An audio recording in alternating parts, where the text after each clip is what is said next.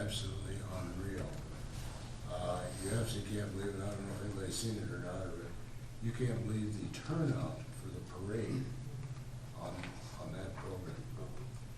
From the time they left and went through the park until the time they hit the highway out here on 75. Absolutely unreal. And it just shows that what kind of a town we've got here. And I personally want to thank, as mayor, all the city, or everybody that did step up and send those people out.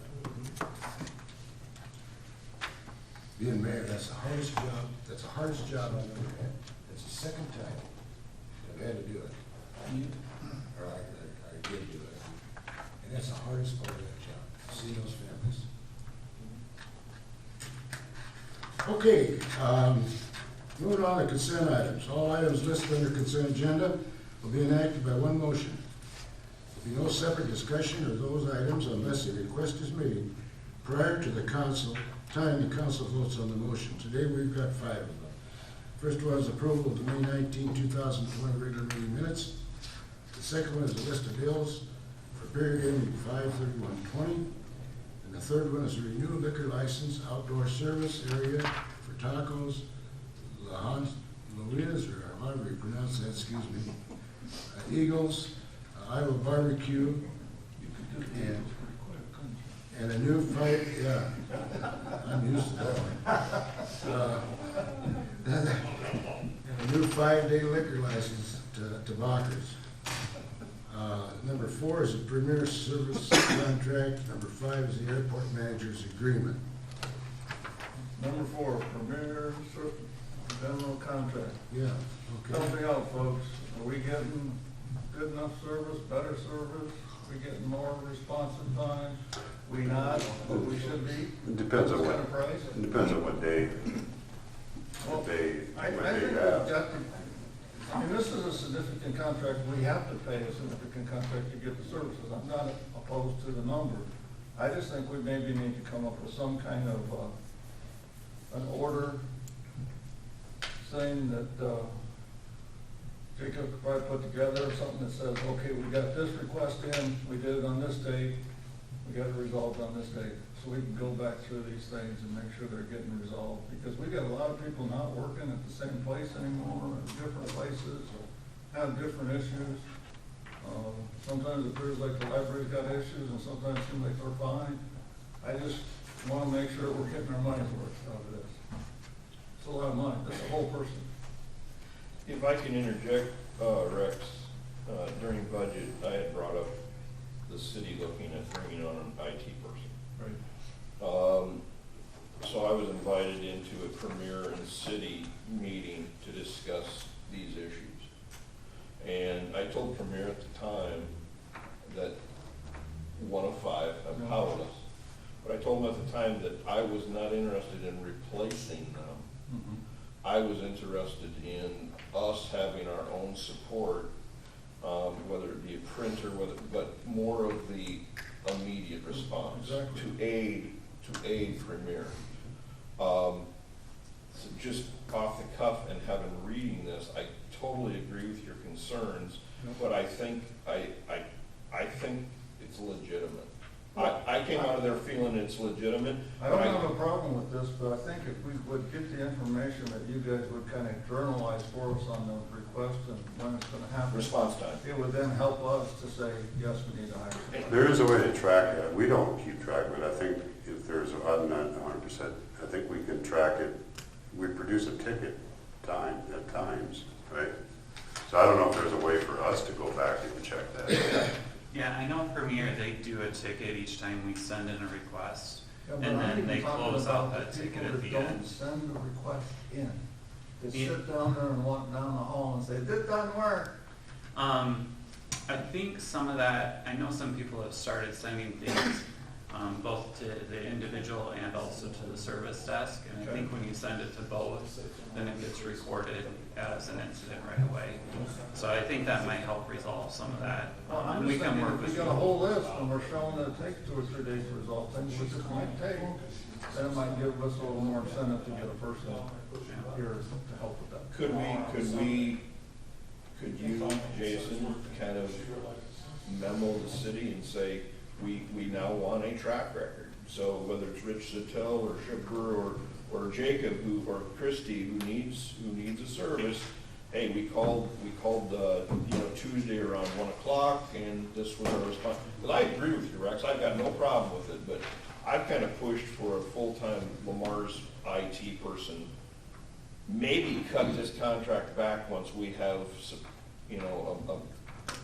a working support system for IT. I think we're big enough to justify it, so. I would support that, Clark, your idea, to have somebody local. I will tell you twice now in the last probably 3 to 4 months, I've sat in the basement at the fire station on a Sunday because the system has crashed, pushing buttons for them while they're talking to me on the phone, because the whole mainframe for the city is in the bomb shelter at the fire station, because they have nobody local. And it's in my facility, so of course my phone rings and Sure. I'm down there doing that, but it'd be nice to have somebody local, and none of them are local. Yeah. So the IT person would give us that. I just think we're getting to the point, society-wise, that this has not become an add-on function, it's become a critical function. And, but I'm not ready to hire somebody yet, because I don't know if I got 10 issues a year or 560 issues a year. So until I know that, Probably closer to 560.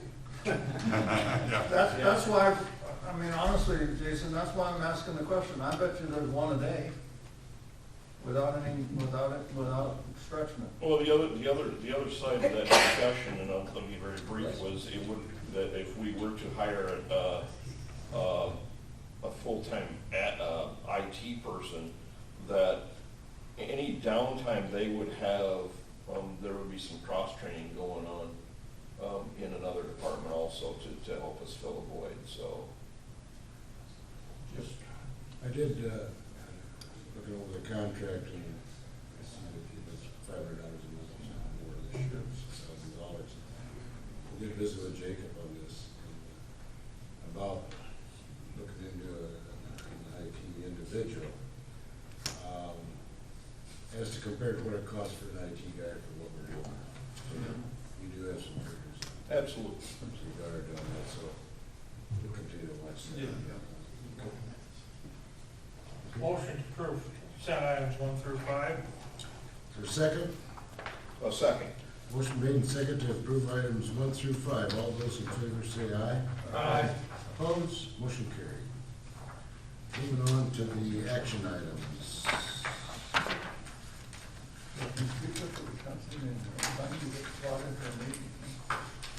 With that. You complained about this premier thing, so you got brought into the meeting.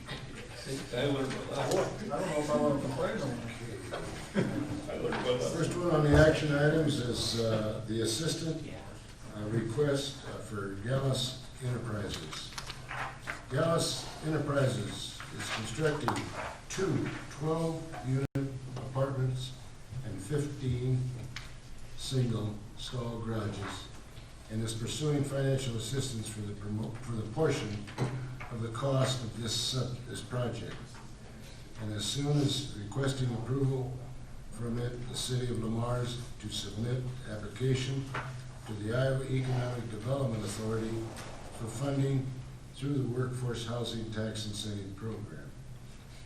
The administration is recommending the city fulfill the local match, which is 100% exemption of taxes on the new construction for the first 7 years. The financial impact is this represents a pass-through grant and the estimate tax exemption amounts of $331,905 over the 7-year period. Any questions? Jason, you want Just give a little history. I mean, so this will be, I think this will be his last application for this. So this will cover back in June of 17 were the first 2 units that we did this for. Then in January of 18, he came back and then applied for the 3rd unit. And then the one that he is, I don't know if it's 100% complete. It is, yep, it's done. The one he just completed, just like we learned from another developer, you really should apply, it's for costs that you're going to incur. So he couldn't apply for the one he just finished. But this will be the last 2 units that he has yet to build, and then he will be complete with his entire 6. So just like it's written here, this is the city's portion or commitment to the application is the 7 years that we give anyway of tax exemption. So that's the city's commitment. I might add also, following through on some of this in regard to our housing projects. The day he finished, or the day that Shipper and Greg went out to get the final inspection, it was full. It was already rented, which tells us that there's still a demand in this town for housing, which is a great problem to have. Right, Dave? Right, they're waiting to get in. Okay. Excuse me, anything else on that? Motion to adopt resolution 2019? Yeah. To approve the workforce housing credit incentive program application to the Iowa Economic Development Authority and construction of multifamily housing and public health center. Second. Motion made and second to adopt the resolution number 20-19 to approve the workforce housing tax incentive program application to Iowa Economic Development Authority for the construction of the multifamily housing units by Gallus Enterprises. Could we have a roll call on that, Bill? Goodchild, Yes. Nelson, Yes. Donovan, Yes. Knapp, Yes. Wick. Yes. Motion carried. Moving on to action item number 2, from Mars Industrial Park South Addition replat. On May 26, 2020, the Planning and Zoning Commission reviewed the final replat of lots 3, 5, 6, and 7 in the Mars Industrial Park South Addition and are recommending council approval. The replat established is a full 80-foot right-of-way along the north line of 33rd Street Southwest and 60th foot right-of-way running north and south of 22nd Street Southwest. The administration and the Planning and Zoning Commission has recommended the approval. Jason, can you tell us why we're doing this? Just so, we made some changes to what the original, I could have included what the original final plat was, but I didn't. The original final plat had a 40-foot wide easement right away along that north line. And then the plan for the well, so lot 1 is where our new well 14 is going. Okay, that has a protection zone around it, a circle, that prohibits what you can do on that ground. I mean, you can't fertilize, you can't spray. So that became an issue with that circle ended up in that ground to the north that's not the city's. Okay. So it was decided, well, let's move the well. I mean, we had to move the well. We moved the well 40 foot further south, so we didn't have to put that restriction on somebody else's farm ground. Right. Okay.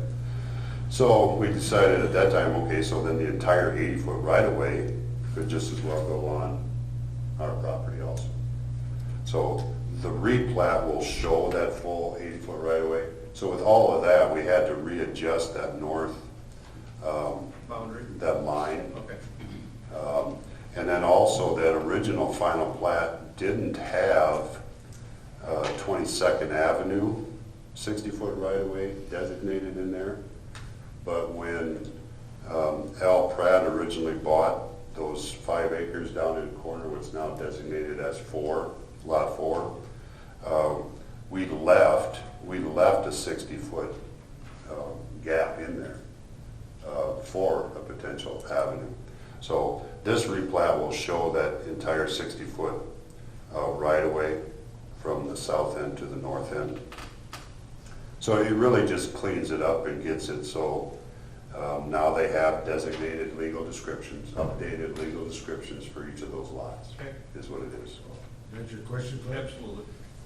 When we put in that 21st Street, are we inclined to give notice to property owners, Filter, for example? I know we're not gonna disturb their ground, but are we required, because it's on their borderline, to give notice? As far as, well, now it's completely on our ground. Okay, I mean, there is no street, no right of way that ends up on anybody else's property. Encroaching on Gilbert. Yeah, Right. the entire 80 is on ours. Before it was. Yes, Well, before we the intent was to have it 40 to 40. Right.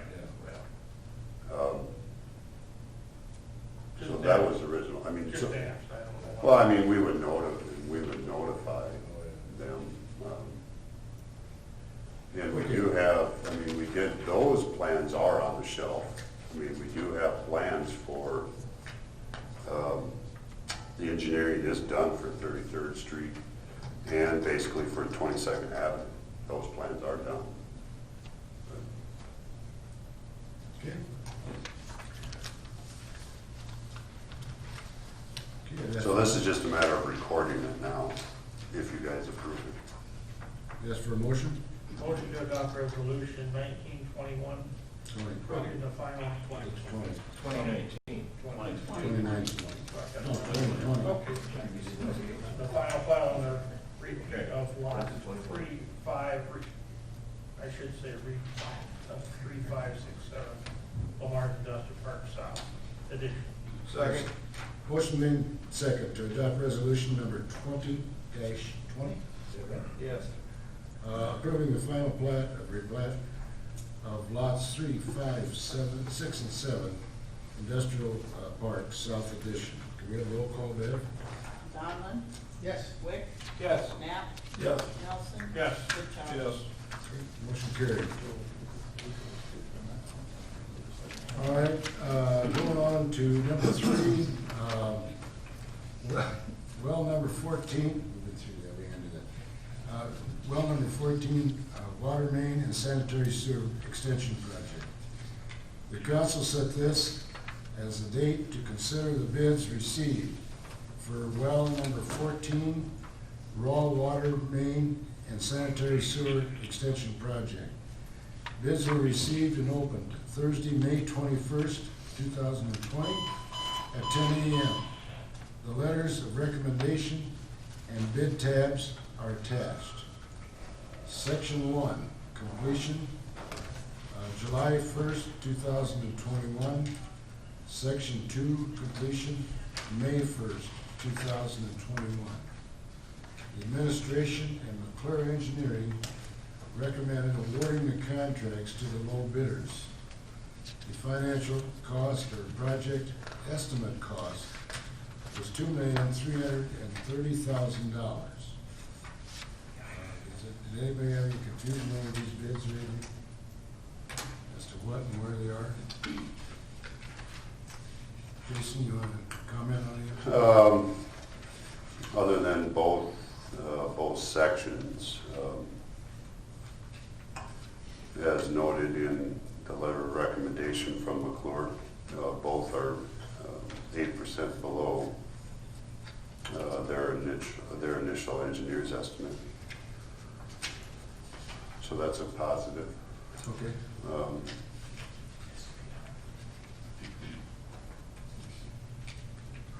Any other questions? I don't know, I mean, it's all, I didn't put any start dates in here. But it's based off, I mean, they can start at any time. It's once we issue a notice to proceed, then they can start. I haven't had any conversations with either one, so I don't know what their what their intent is as far as starting. I mean, they all know what the completion date is, but I'm not positive on an exact start date. We'll have to work with McClure on that. Yeah, we will, well, yeah, once contracts, or once these bids are approved, then we can have conversations with them and find that stuff out. These are unit costs, right? So we're approving unit costs, we're not approving, I mean, it's the total, but it's the total based on unit costs. So the ones are pretty easy to say, that's gonna be a one, but is there things on here like the drill hole? How can the drill hole be so much different cost on all those from the top? Not that you have- Are you talking on the first section? Yeah, I'm just going, okay, I got, 130 feet, I got an estimate of 35,000, and it's only gonna cost me 11 or 13,000. How do we get to 35,000 per hour? Those are, well, yeah, Hi, usually the Michael estimate. Wash. Oh, Mike. Hey, Michael. Yeah, see, I love you. How you doing, Michael? Following along. You woke me up. You knew that somebody would ask that question, right? Boy, you know, you talk about timing. I wasn't expecting that one. Oh, well, what one were you expecting? I'll ask that one too. That one's still coming. Go ahead, Was Mike. your question about quantities that could vary? Yes, that's the biggest part, yes. Yeah, I think, with the drill hole lengths, those will vary to some degree. However, we've tried to be a little bit conservative in the lineal feet. Plus, this well is very similar to well 11 and 12, and we have the record drawings from those wells. So I'd be surprised if they changed a lot, but it is, it's something we'll measure in the field as they're drilling, and we'll keep track and monitor it. Okay, Yep. good answer, thank you. That's your question, right? Yep. Any other questions in regard to this Like I project? said, you have another, Huh? you have another question? Well, I had one on the second part. How we doing?